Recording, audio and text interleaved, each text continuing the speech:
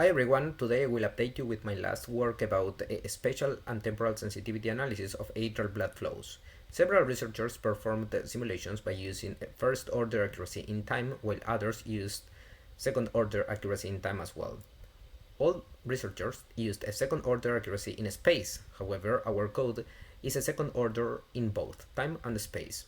Most importantly, I realized that this analysis was extremely necessary because after an exhaustive literature review, I discovered that many authors reported that their results were converged.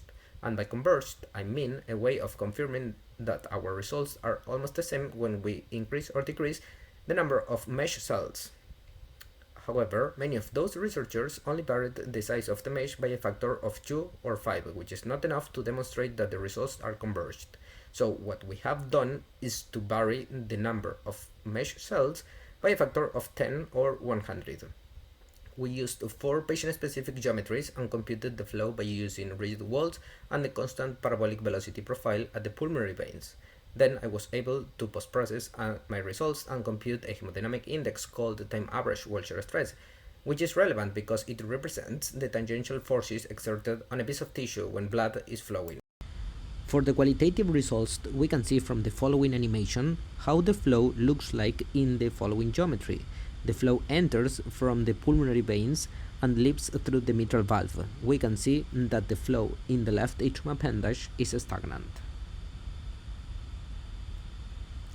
We used 3 different meshes for each of the 4 geometries analyzed for the spatial sensitivity analysis and a small time step in order to diminish all temporal errors. The results show that the maximum time average wall shear stress increased up to the double of its value when we increased the discretization of the domain 100 times.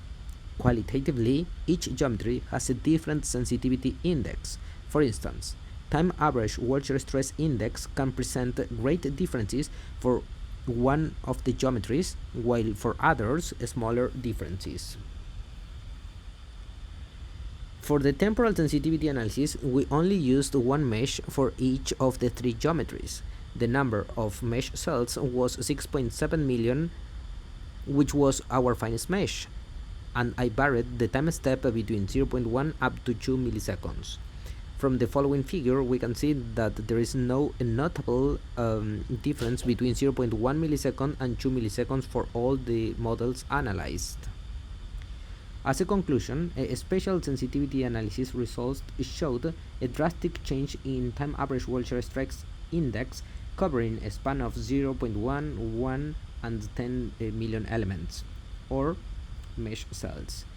Temporal sensitivity analysis results depicted that there is almost no difference among the 3 models analyzed for 6.7 million elements, covering a span of 0.1 and 1 milliseconds.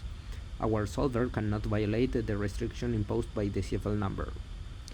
The time average wall shear stress index has a different spatial sensitivity in each geometry, which is problematic because if we perform simulations in a non-converged mesh, we will arrive in an inaccurate conclusions.